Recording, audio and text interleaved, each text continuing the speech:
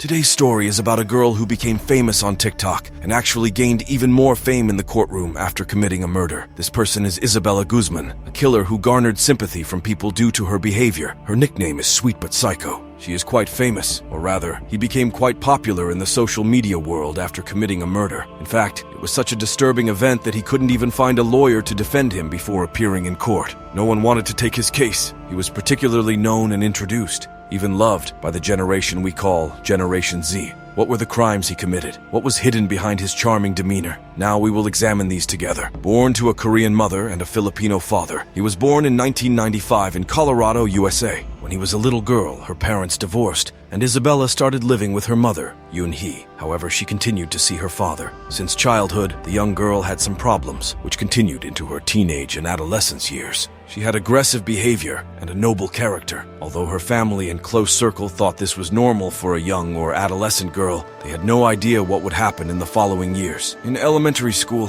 I believe around 6-7 years old, she lived with her father for a while. Later, she returned to her mother's house because her mother could no longer control her and her behavior, so she was sent to live with her father. However, after living with her father for a short time, Isabella returned to her mother again, but there was no change or improvement in her behavior. Meanwhile, her mother and father continued to see each other regularly. They had married and divorced civilly. There were no problems between them. However, Isabella was not the only reason her parents kept seeing each other. In fact, before getting married, they had started a business together and had a workplace where they worked together. After the divorce, they decided to continue their business without closing it down. When she was little, she would go help them and hang out with them. However, when she reached school age, she could no longer go to her mother and father's workplace. But Isabella didn't attend school much either. As an ordinary student, Isabella's grades began to decline during her teenage years. Her absenteeism was also rapidly increasing. She behaved like a typical angry teenager. She didn't talk to her family, didn't eat with them, and didn't want to spend time with them. She spent all her time alone in her room, only coming out occasionally to fight or argue, ignoring all the rules her family applied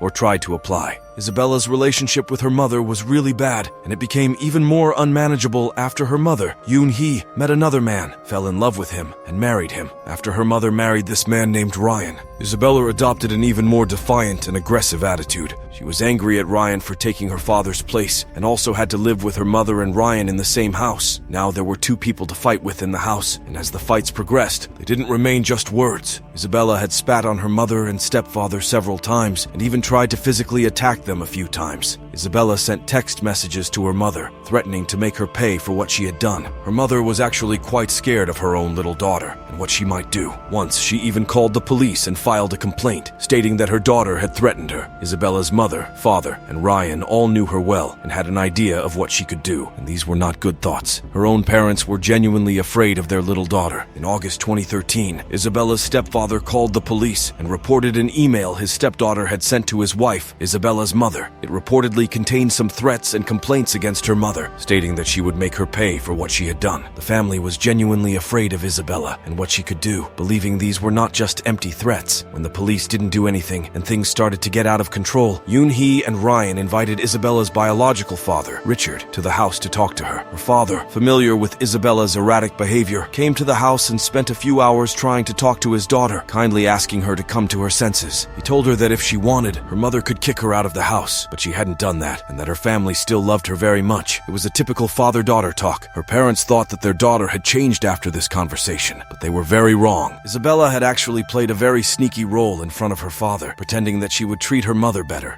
be more kind-hearted, and become a more loving person, while she was actually planning to put her thoughts into action. That evening, as usual, Isabella was in her room while her mother, Yoon-hee, had come home from work and, being tired, took a shower around 9 p.m. Ryan was downstairs, watching TV and eating, when he suddenly heard a noise from upstairs and rushed up. As he approached the bathroom, he saw Isabella entering while her mother was in the shower, slamming and locking the door behind her. No matter how hard Ryan tried, he couldn't open the door. At this moment, screams, cries for help, and noises started coming from inside. His wife, Yoon-hee, was screaming for help. He ran to the phone and called 911, telling them that his wife was being attacked, and then went back upstairs. When he reached the bathroom door, the screams had stopped. The sounds from inside had ceased, and blood was beginning to flow from under the locked bathroom door. He was still on the phone with the police, desperately worried about his wife and his own life. He had no idea what Isabella's next move would be, or what had happened inside. Then, the bathroom door slowly opened. Isabella was standing there, covered in blood, holding a knife. His wife, Yoon-hee, was was lying on the bathroom floor. Ryan was stunned. It was unclear what Isabella would do next, so the young man didn't want to do or say anything wrong. However, according to what Isabella and her father later said, she showed no reaction. She acted as if nothing had happened, walking right past Ryan. She didn't even look at him, and it was like a scene from a horror movie. But Ryan truly went in and tried to revive his wife. He was also on the phone with the 911 operator, asking for their help and trying to follow their instructions, but it was futile. The young woman was already gone. Later autopsies revealed that Yoon-hee had been stabbed 79 times. Later, it was suggested that this number could have been as high as 150. After the incident, Isabella left the house and disappeared. Neither the police nor Ryan knew where she was. When the police arrived, Ryan recounted the entire event in detail, without skipping anything, and added that Isabella had walked right past him and left the house. Because Ryan had heard the sound of the door closing from downstairs, he thought she might have left. They immediately began searching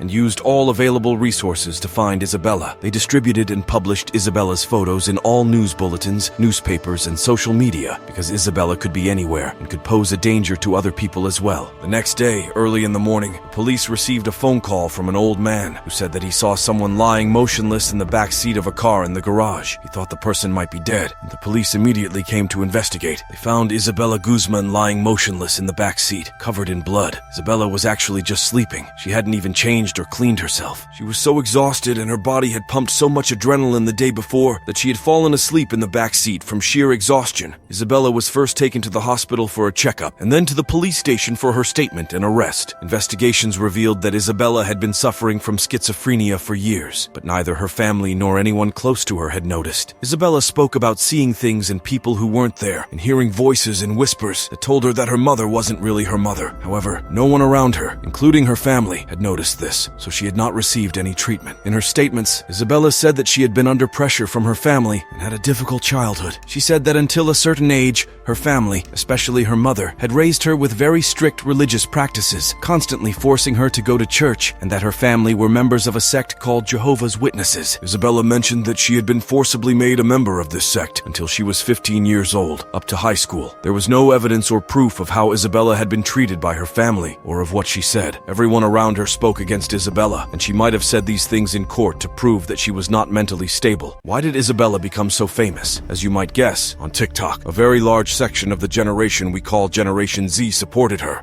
Maybe her actions in the courtroom seemed sympathetic. Perhaps they felt sorry for her because of her statements in court and her claims of being pressured by her family. Somehow people raised their voices for her on TikTok and other social media platforms. In reality, Isabella's behavior and actions in the courtroom were quite strange and interesting, as if the young girl was there not to be judged, but as a spectator, smiling and making gestures at her friends. These actions of Isabella appealed to a group of people, leading to the creation of sympathizer and fan accounts for her on TikTok and other social media platforms. People reinforced this by calling her sweet but psycho. It was argued in court that Isabella should be detained because she was mentally unstable, and a defense was made accordingly. It was claimed that it would be more appropriate to treat her rather than imprison her. After being found not guilty by reason of insanity, she was taken to the Colorado Mental Health Institute in Pueblo, where she has been ever since. In the mental hospital, she said, "I am no longer mentally ill. I do not pose a danger to myself or others." In 2015, Guzman reported to the police that she had been sexually assaulted by a hospital employee in a closet. He asked me if I wanted to go inside to look for clothes, and I did. The other patient left, and he came in and closed the door behind him, she said. The state hospital police launched an investigation into the incident. The Colorado Department of Human Services, citing privacy laws, denied CBS4's request for information on the matter. Guzman said there were 2 other incidents with the same employee. "I was afraid that if I didn't do what he wanted, he would ruin my life." Now she wants prosecution against the man she claims assaulted her. However, the Pueblo District Attorney's Office says they never received such a case from the hospital police years ago. "This has been very hard for me emotionally and mentally. It made me feel like I wanted to give up," she said. However, what Guzman wants most is to be released from the Colorado Mental Health Institute. "If I could change or take back what I did, I would," she said.